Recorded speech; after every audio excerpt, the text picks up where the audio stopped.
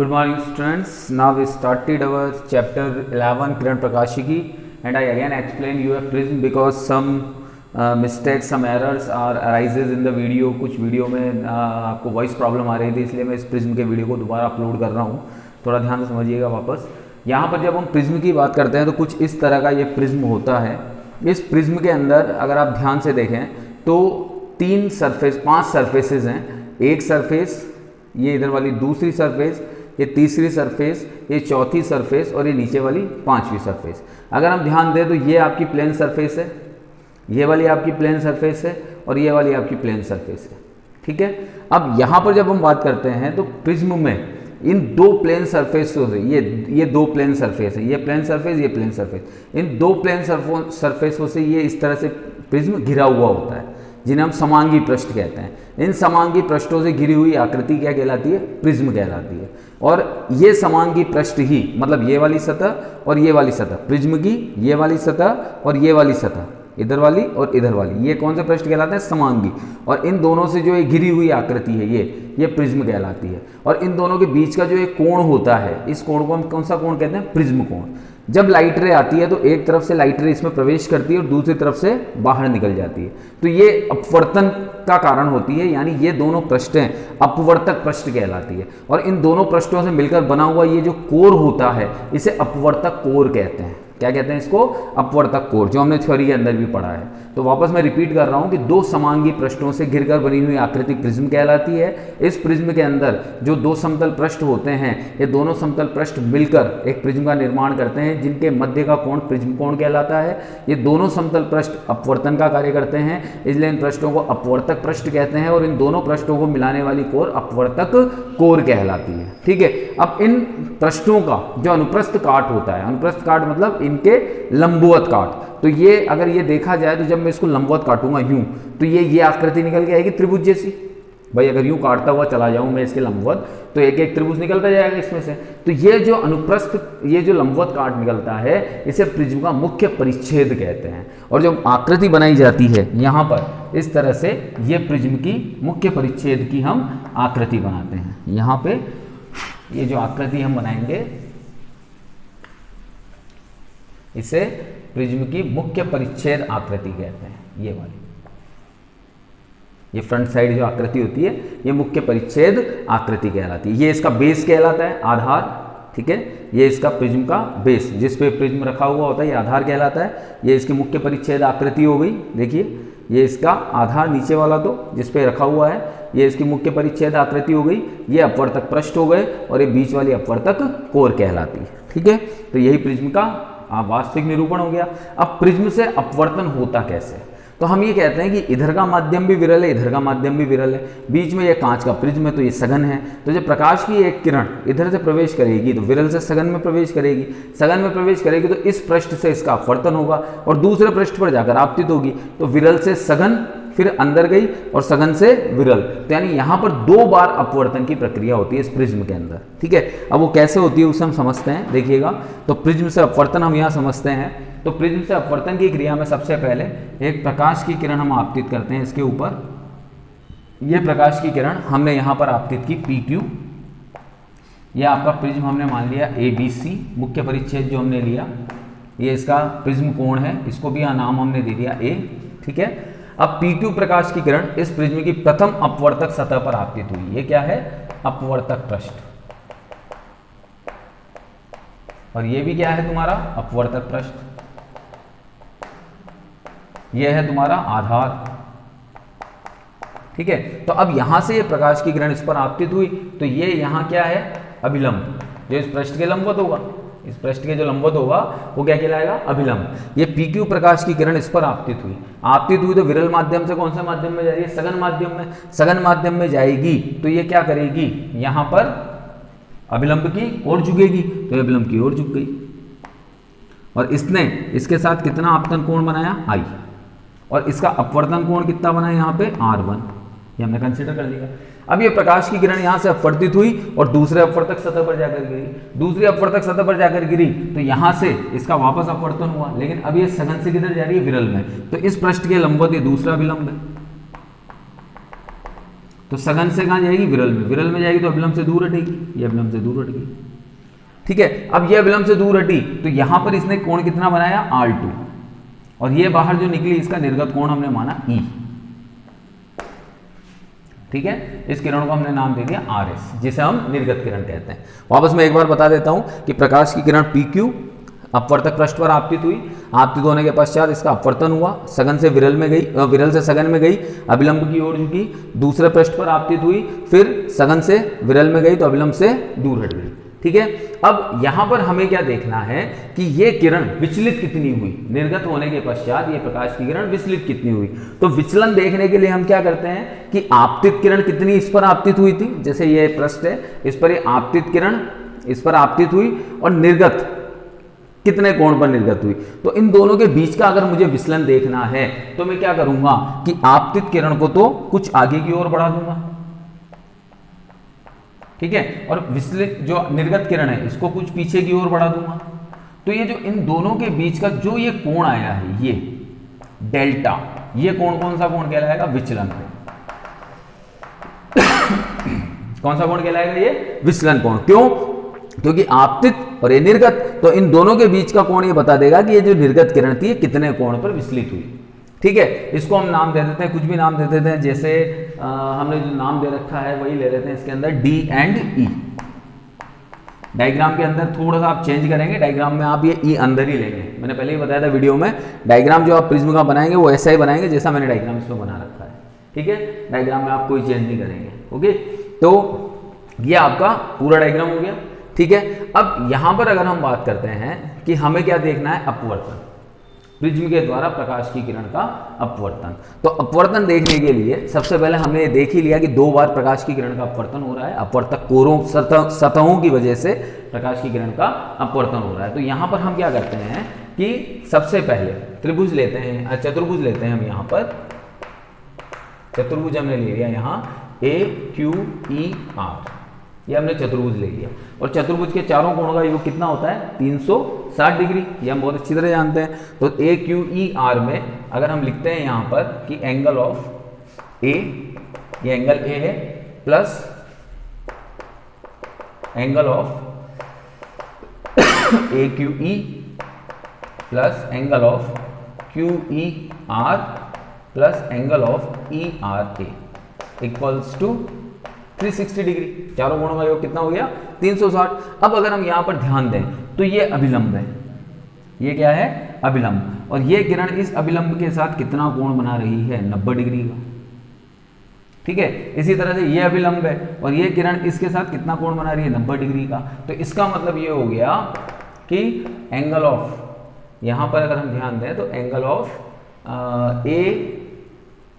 AQE plus angle of ERA,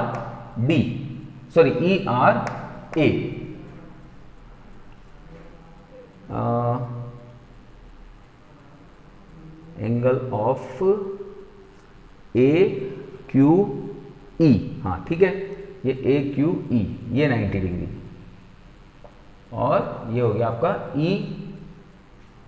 ERA equals to 180 degree. तो अब यहां पर क्या बचा आपका, angle of A plus AQE और ERA 180 डिग्री हो गया। तो QER plus 180 degree equals to 360 degree. तो angle of A plus QER equals to 180 degree, क्योंकि 180 डिग्री उधर जाकर सब्सट्रैक्ट हो गया। अब QER की बात करते हैं, QER, तो ट्राइंगल के तीनों कोणों का योग कितना होता है, 180 डिग्री।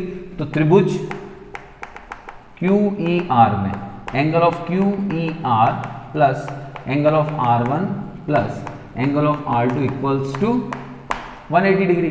तो अब ये भी 180 डिग्री के बराबर है, ये भी 180 डिग्री के बराबर है।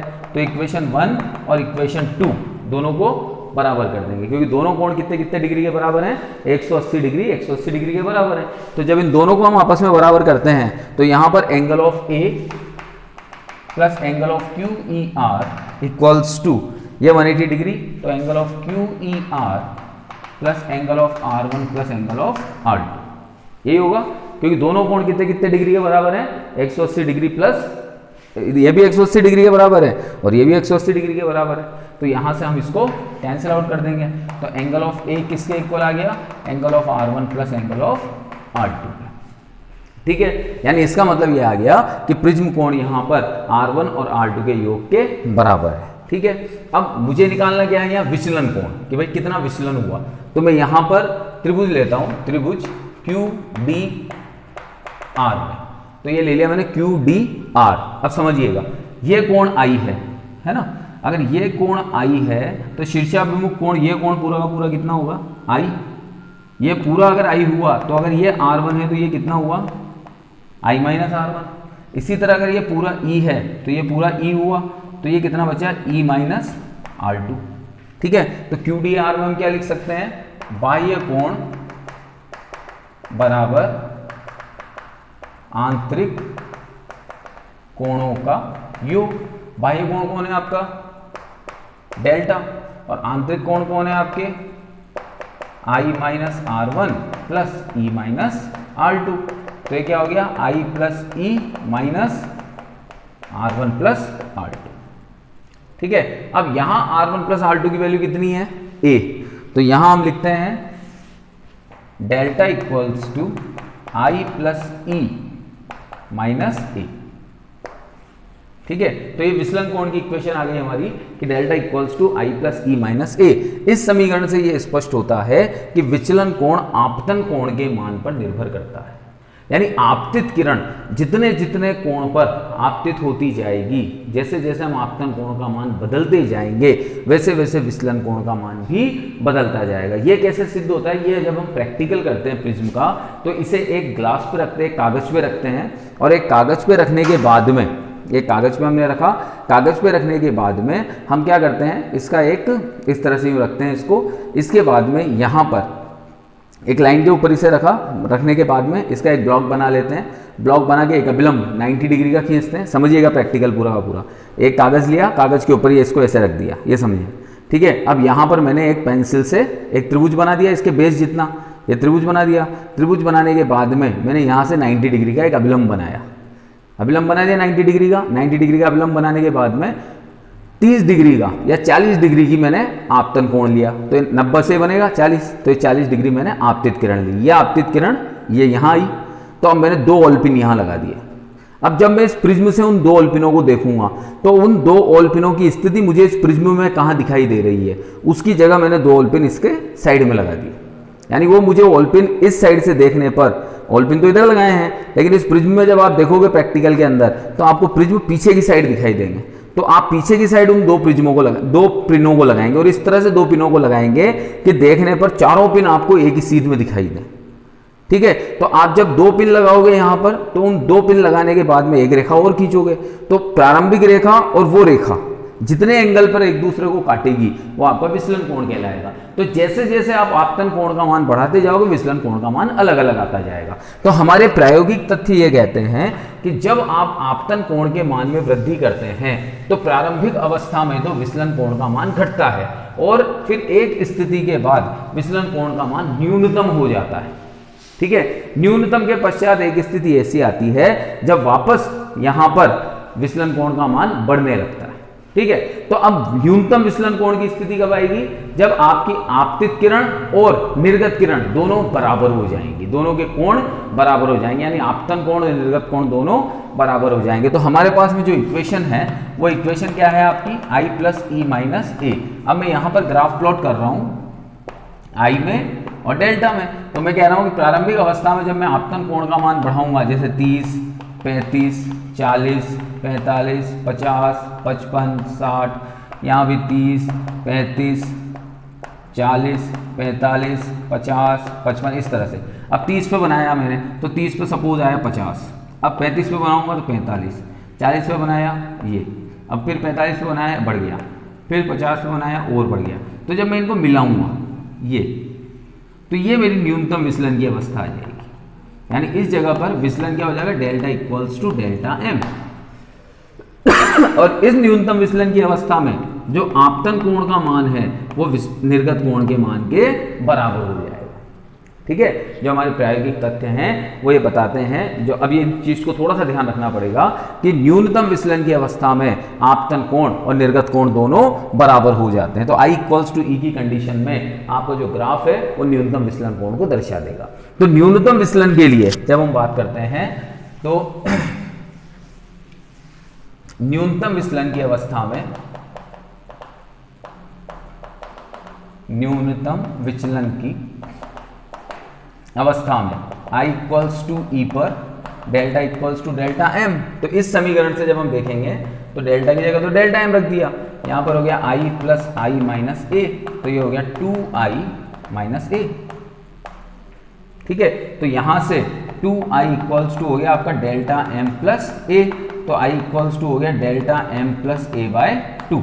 ये तो आपका आपतन कोण हो गया। ठीक है, अब यहां हम कह रहे हैं कि angle of A equals to, हमने क्या लिखा था, R1 प्लस R2, ये लिखा था ना हमने, angle of A equals to R1 plus R2।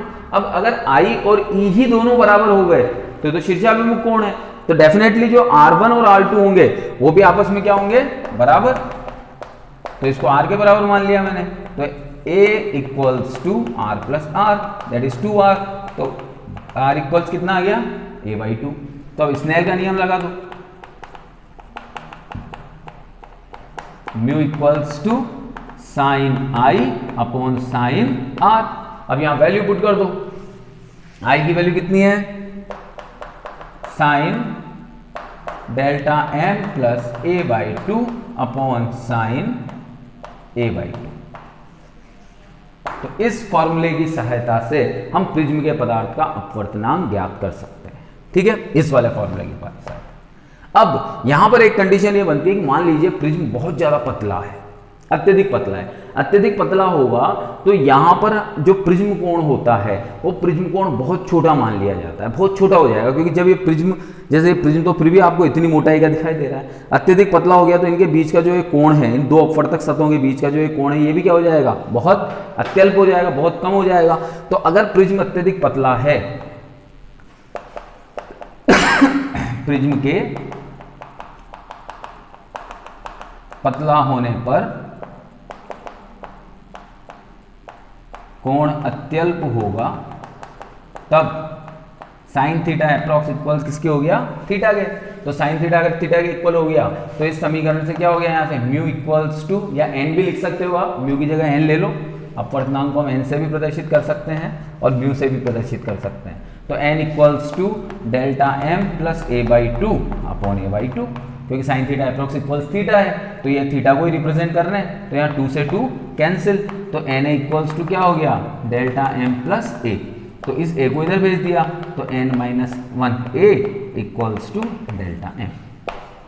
ठीक है, तो यहां से हम क्या निकाल सकते हैं कि पतले प्रिज्म द्वारा उत्पन्न विचलन हम इस फॉर्मूले से निकाल सकते हैं, जो अपवर्तनांक और किस पर निर्भर कर रहा है, प्रिज्म कोण के मान पर निर्भर कर रहा है। तो कुल मिलाकर ये प्रिज्म जो है ये प्रायोगिक यूं कह सकते हैं हम टॉपिक है, लेकिन इसके अंदर जो घटना हो रही है वो अपवर्तन की घटना हो रही है, जहां पर अपवर्तन 2 बार इस प्रिज्म की सहायता से होता है। एक बार प्रकाश की किरण इधर से प्रवेश करती है, अंदर जाती है और बाहर निकल जाती है। ठीक है बेटा, तो ये आपका प्रिज्म है। Okay, thank you.